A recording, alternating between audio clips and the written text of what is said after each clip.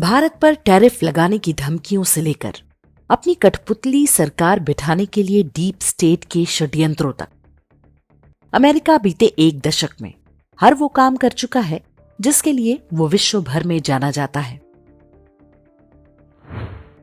इस्लामी और ईसाई आतंकवाद को बढ़ावा देना, हिंदुओं को जातियों में बांटकर लड़ाना, किसानों के नाम पर आंदोलन खड़ा करवाना, रक्षा सौदों और विदेशी नीति पर विवाद पैदा कराना, ये सारे वो प्रोजेक्ट हैं जो या तो विफल हो गए या वैसे परिणाम नहीं निकले जिसकी आशा थी।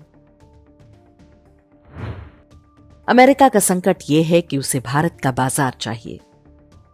चीन द्वारा पैदा चुनौतियों से निपटने के लिए उसे भारत का सहयोग भी चाहिए, लेकिन अपनी व्हाइट रेशियल सुप्रीमेसी अर्थात जातीय श्रेष्ठता बोध के कारण वो बढ़ते हुए भारत को कभी स्वीकार नहीं कर सकता। इस बात का एक लंबा इतिहास रहा है। पूर्व प्रधानमंत्री लाल बहादुर शास्त्री और परमाणु वैज्ञानिक होमी जहांगीर भाभा की हत्या में अमेरिकी गुप्तचर एजेंसी CIA का नाम सामने आता रहा है। 1965 के युद्ध के समय अमेरिका ने भारत को भिखारियों का देश कहते हुए गेहूं निर्यात बंद करने की धमकी दी थी। 60 के दशक में अमेरिका ने भारत को जो PL-480 गेहूं बेचा था उसमें उसने पार्थेनियम नाम के विषैले खरपतवार के बीज मिला दिए थे ताकि भारतीय खेती पूरी तरह बर्बाद हो जाए। आज भी ये खरपतवार किसानों के लिए सबसे बड़ी चुनौती है।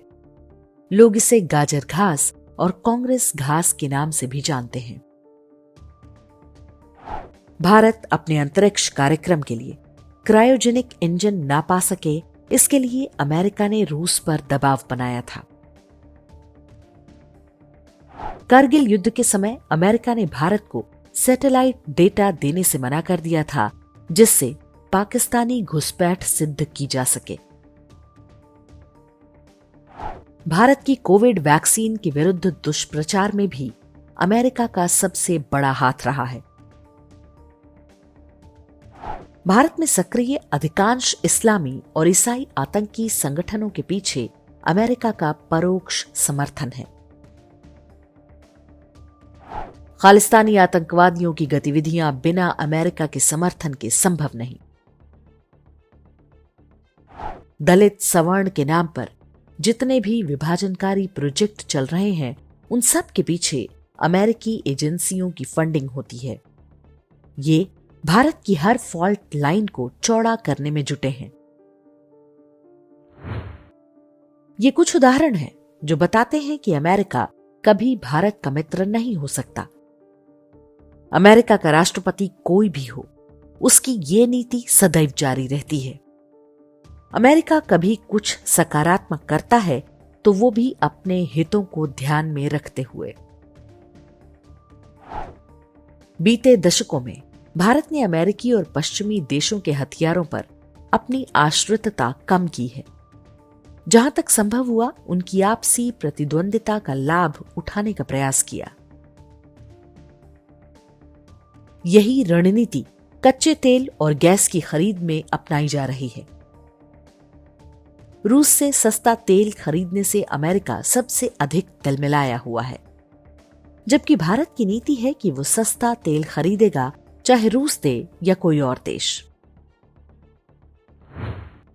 पर्यावरण के नाम पर आए दिन अमेरिका और पश्चिमी देश भारत पर दबाव बनाते और तरह तरह की शर्तें थोपते थे। सोलर अलायंस बनाकर भारत ने एक वैकल्पिक व्यवस्था खड़ी कर दी है। भारत विश्व का एकमात्र देश है जहां पर सोलर बिजली का उत्पादन बढ़ रहा है, लेकिन वो इसके लिए उपकरण स्वयं बना रहा है, चीन से नहीं ले रहा। बीते एक दशक में भारत के ऊर्जा उत्पादन में परमाणु बिजली का योगदान लगातार बढ़ रहा है। अभी ये 6,800 मेगावाट है, जिसे वर्ष 2031 तक 25,000 मेगावाट कर दिया जाएगा। अमेरिका ने इस काम में अड़ंगेबाजी की तो भारत ने फ्रांस को इसमें अपना पार्टनर बना लिया। भारत में कुल ऊर्जा उत्पादन का आधा कोयले से होता है। कोयला आयात में होने वाली समस्याएं आज हल हो चुकी हैं, जिससे बिजली घर अपनी पूरी क्षमता से उत्पादन कर रहे हैं। भारत उस दौर से बाहर निकल चुका है जब बिजली की कमी हुआ करती थी, जबकि इस दौरान खपत में लगातार बढ़ोतरी हो रही है। भारत लगातार बढ़ती घरेलू और औद्योगिक मांग को भी पूरा कर रहा है। इसमें बिजली वितरण कंपनियों की आर्थिक अनियमितता को ठीक करने का बड़ा योगदान रहा है। भारत आज रुपए और अन्य गैर डॉलर मुद्राओं में विदेशी व्यापार कर रहा है। डॉलर आश्रितता कम करने के लिए भारत ने ब्रिक्स देशों के साथ मिलकर स्वर्ण आधारित करेंसी की पहल की है। नकली करेंसी की समस्या आज लगभग समाप्त हो चुकी है। अमेरिकी क्रेडिट कार्ड, वीजा और मास्टर कार्ड के स्थान पर भारत ने रुपे लॉन्च किया है। यूपीआई और ऑनलाइन मनी ट्रांसफर के तरीकों से अमेरिकी कंपनियों पर निर्भरता समाप्त हुई है। भारत का असली युद्ध चीन या पाकिस्तान से नहीं, बल्कि पश्चिम की साम्राज्यवादी शक्तियों से है। अमेरिका उनका प्रमुख चेहरा है। मोदी सरकार की आर्थिक और विदेश नीति में ये समझ स्पष्ट झलकती है। अमेरिका और पश्चिमी राष्ट्र इसलिए भारत में अपनी कठपुतली सरकार चाहते हैं, जिसकी आर्थिक नीतियां देशवासियों से अधिक पश्चिमी देशों के हित में हों। जब तक आप आर्थिक रूप से स्वतंत्र नहीं, आप सशक्त राष्ट्र नहीं बन सकते।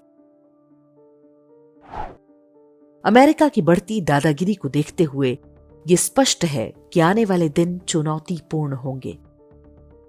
अराजकता और असंतोष भड़काना अमेरिका का सबसे आजमाया हुआ हथियार है। इससे हम सभी को सतर्क रहना होगा। भारत के लोकतंत्र और चुनावी प्रक्रिया को संदिग्ध बनाने का प्रयास तेज होगा। राहुल गांधी की अगुवाई में यह काम पहले से ही जारी है। जातियों के नाम पर लोगों को लड़ाने के खेल बढ़ेंगे। दलित अत्याचार की झूठी खबरें और फैलाई जाएंगी। किसान और पर्यावरण जैसे नकली आंदोलन पैदा किए जाएंगे। युवाओं को भड़काने के लिए झूठे मुद्दे पैदा किए जाएंगे। मीडिया, सोशल मीडिया और एनजीओ अमेरिकी तंत्र का बड़ा टूल है। उन पर आंख मूंद कर भरोसा करना आत्मघाती होगा। कोई देश कितना सशक्त है, ये उसकी सरकार और सेना से अधिक उसके सामान्य नागरिकों पर निर्भर करता है। यदि हम एक राष्ट्र के रूप में एकजुट रहते हैं, तो इससे हमारी सरकार और सेना की शक्ति बढ़ती है। जब ऐसा होगा, तभी हम अपनी आने वाली पीढ़ियों के लिए भारत को सुरक्षित बना पाएंगे।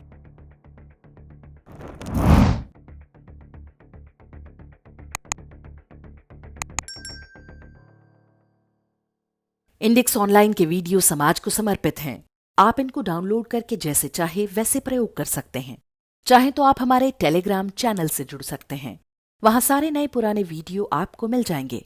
हमारे सोशल मीडिया लिंक हर वीडियो के डिस्क्रिप्शन में होते हैं। हमारा एकमात्र उद्देश्य हिंदू समाज को जागृत और एकजुट करना है। इसमें सहभागी बने। धन्यवाद।